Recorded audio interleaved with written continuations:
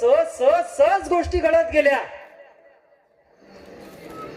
प्रतापगडावरती आई भवानीचं मंदिर आहे. मंदिराच्या गाभाऱ्यात आज सुद्धा तलवार आहे. तलवार आहे अंबिरराव मोहितेंची, सरसेनापती अंबिरराव मोहिते.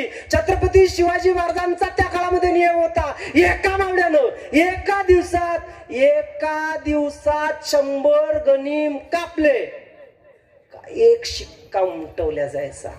आज सुद्धा तलवार आहे प्रतापगडावर. आई भवानीच्या मंदिरात गाभाऱ्यात तलवारीवरती 6 शिक्का उमटवले गेले.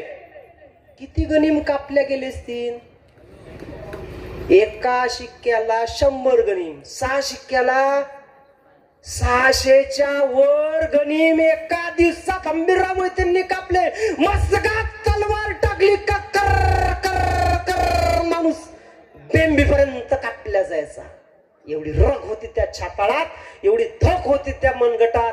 तेव्हा कुठं हिंदवी स्वराज्याची चढती दौलत निर्माण झाली. आम्हाला एका हातानं सिलेंडर उचलता येत नाही, 2 हातानं उचलावं लागते.